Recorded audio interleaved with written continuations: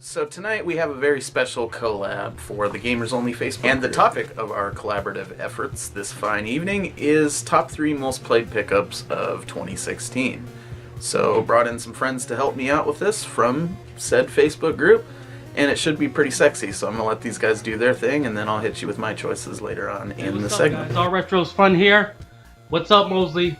Thank you for helping me do one of probably the hardest videos I could ever think of, because I got too many games, dude. I can't even start at how many pickups and awesome games I got. But I'm gonna break this down because there is a few games that I picked up that I actually play on a regular. Make it quick, make it easy, definitely worth playing. And I'm gonna show you guys what I got. So I definitely recommend picking these up. Anything Streets related. These are always really good games. Don't want to scratch the disc. The NFL Street Series, the basketball, the football, the soccer, baseball. All these are really great games. Definitely exciting action gameplay. If you were a fan of the NBA Hang Time or NBA NFL Blitz series, these are definitely worth picking up right here. Definitely awesome. And that's not my 3. I count those as 1. So number 2, I've been playing a lot of platforms. Platforms are always fun. I couldn't choose between Rayman, Battletoads. There's tons of games. So I'm going to talk about one that's popular but hard as shit, and I can't even get past the first level, and that's Earthworm Jim. This game keeps bringing me back because I still love the colorful animations. I was a big fan of the TV show when I was a kid. Definitely love playing this one, and I've been playing it a lot. Probably picked this one up maybe 8-9 months ago. I found it for $3. You could definitely check that out in some of my pickup videos. And the last game, this game does not get enough love at all. Nobody talks about it. This is probably, to me, one of the greatest Xbox 360 and PS3 games on the platform. If you love movie-based action shooters, Bruce Willis looking actors, definitely pick up Max Payne. Can't go wrong with this game. This is definitely an awesome game. Hopefully Mosley got some gameplay going on, but I definitely love this game. It's addicting. I've beat it tons of times. I always go back to replay it. Has a time trials mode. Definitely need to do a video by itself just about this game right here. But anyways, guys, those are the games that I picked up this year that I enjoy playing. Thanks a lot for having me, Mosley. Check you guys later. Peace. Hi guys, it's the Viking Gamer. I was tagged by Drunken Master Studios on to do 3 games that I was most excited for picking up this year in 2016. And I've got like kind of 3 games. It's more of like you'll see. So the first one, and this isn't in chronological order or importance either, but the first one is Paper Mario on the N64, and it used to be owned Chris I guess. I picked that up at PRGE, which is Portland Retro Gaming Expo. And my buddy Richard, that I know in the Portland group, had that for sale because he just bought a complete in box one and was selling off the loose cart because it was a double. So I bought that up because I remember playing that. I have a lot of nostalgia playing that game as a kid. It was one of the first RPGs I really got into. That and like kind of Final Fantasy VII, but I played this more. With my brother, we used to rent it from Blockbuster or Hollywood Video. The second game is the Simpsons Hit and Run on GameCube. It's fairly like not rare at all or super expensive game, but I used to have the other one on GameCube. Where it's more like a Crazy Taxi vibe, and this one's more like Grand Theft Auto, so I'm really stoked on playing that. And then the last one is, I really like this series and I collect for it. I'm trying to get them all, and that is the Cool Spot games. Cool Spot games are what used to be 7-Up's mascot at the time, so it's really interesting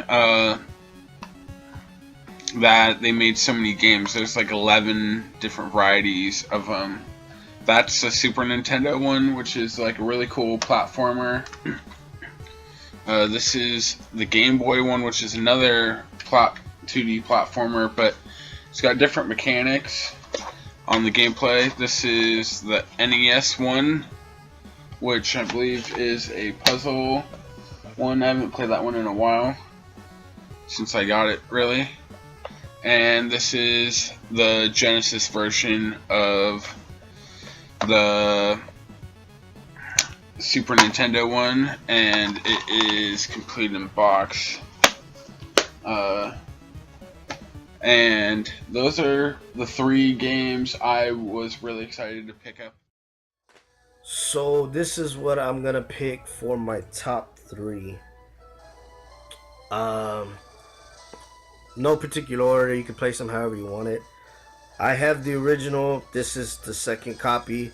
Like I said, what they do with the newer games, they make second copies or whatever, second runs, and they put the DLC on it. So I haven't played the DLC part, but I did beat the game. I was pissed off at the ending, but nonetheless, I would play this game again. The story was badass. The fuck the graphics. The gameplay was badass. Just everything about it was just cool as fuck. I was kind of pissed off because the money system, how it was, but that's exactly how it was back in the day. So I'm like, man, I'm doing all these missions for fucking $5-10 and shit. But anyways, gotta give props to Red Dead Redemption. This was probably the first PS3, no, the second, I think, because I played Heavenly Sword.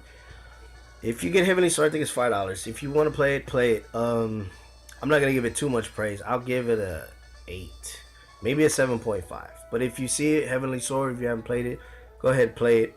But again, Red Dead Redemption, can't beat that. It's badass. Another one was kind of like a Western. Again, I don't play scary games, so I was scared of this one too, but, you know, fuck it. But anyway, Dark Watch for the PS2. Again, Capcom, never fails. This game was fucking hard to find. And I feel like once I found it, everybody else found it out the woodwork. So, shout outs to William Grant, shout outs to Mosley. And this would be my number 1. Again, out these top 3, it's not number 1, but I guess number 1 for the Wii that I played. And I really enjoyed it. And if people say part 2 is better, I gotta pop in part 2. But Super Mario Galaxy, right there. I had so much fun with it. I kept thinking to myself, there's like the way people feel about Super Mario 3. I didn't grow up with it. So to me, in my eyes, Super Mario 64 was like the shit. And you couldn't beat it, you know. I didn't even get to play the GameCube version of Mario Sunshine. I have it emulated now, so I might play that one. But man, Super Mario Galaxy just blew that shit out the water. Like, I would enjoy going back. I think I beat it. Yeah, I did beat it. That's why I was started to play part 2. But anyway, so here's my top 3 funnest games of last year, 2016. Red Dead Redemption, Dark Watch, and Super Mario Galaxy. I was trying to shorten it, Mosley, my bad, man, but I couldn't look past the other ones. The other ones were good. And this isn't even all of them. I have more on the shelf, but I didn't feel like they met up to par to what, you know, to being mentioned and all that. But it's all good, though. But anyways, this your boy Pokemon, and keep gaming. Now, before we let our buddy Jake close out this super sexy segment this evening, I'm going to go ahead and hit you with my choices. One of them is something I own only digitally on the Wii U, so I can't like physically show you anything. Sorry about that, but the game is worth being talked about. So first up, little pickup from Portland Retro Gaming Expo, Super Fire Pro Wrestling for the Super Famicom. The Fire Pro Wrestling series in general is probably the best series of wrestling games, and don't let the names of the characters fool you. They are supposed to be a lot of our pro wrestlers from back in those days. And it's just super tight, reactive controls. You know, it doesn't play like a button masher, like a lot of wrestling titles, which I think is what turns people off. You know, it's got that snap reflexes control. It actually makes it feel like you're engaging in a grappling match with a guy, which to me is what wrestling should be. So my second choice, is another wrestling game, weirdly. No, this isn't a theme here, and this happened totally at random. These are just the games I've been playing the most that I picked up last year. Legend of Wrestling is a game that, as a kid, I played it a ton with my brother. I've really been enjoying going through it and doing the territory-style career mode, getting all the different belts and stuff, and unlocking different wrestlers. And I finally have the sequel, so I can try that out eventually as well.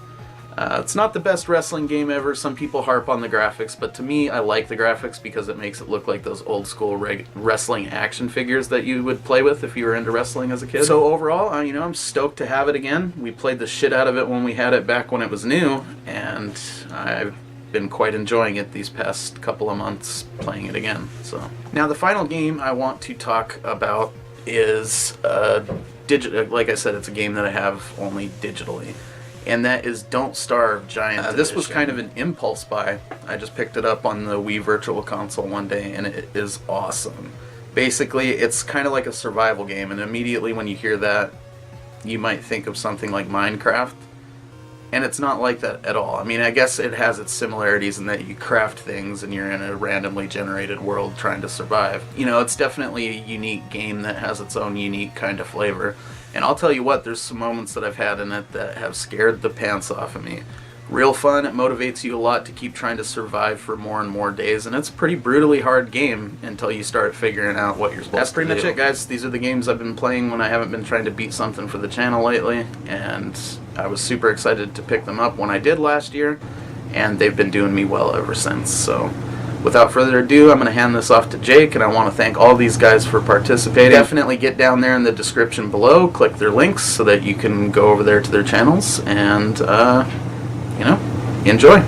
What's going on, guys? I want to give a big shout out to Mosley for doing this little, I guess, tag video, whatever the hell you want to call it.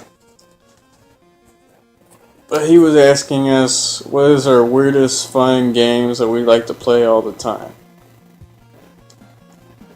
And there's a lot of them. It was kind of hard to choose, but I just went to my game library, or whatever the fuck you want to call it, and just picked out a few games that I play all the time. Just for fun, when I just ain't got a lot of time, I'm fucking pissed off or something, or just drunk, whatever. First off is Maniac Panic. Really cool game. It's a arcade shoot 'em up for the Wii. It's based off the 50s. It's making fun of like all the movies, like the old War of Worlds, and you get it. Just the cheesy ass alien horror movies bullshit. And then here's another one, Battle Tanks. Not the best controls, pretty cheesy storyline, but it's really fun playing with a whole bunch of friends or just even by yourself. This is actually my original copy from when I was a kid. Me and my dad and my brothers used to play this all the time. It's a really fun game.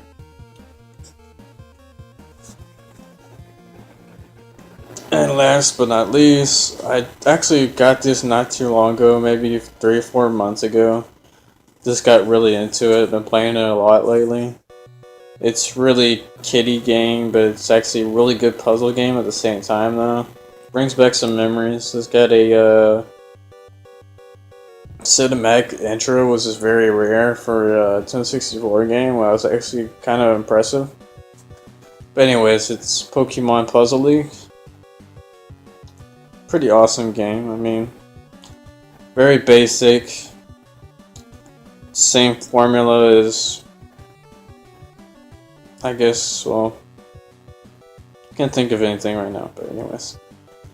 It's a very basic formula. Just match them up for 3 or whatever and get some off. And then if you get a whole bunch of big lines and then these blocks build up on your enemy, or if the enemy does it to you, then you get a whole bunch of big blocks and it just keeps on going up until you lose, just like Tetris. Pretty simple game. But anyway, shout out to Mosley again, shout out to Dario, shout out to Eric, shout out to everybody in Gamers Only. Thank you Mosley for letting me be a part of this. I'll catch y'all later.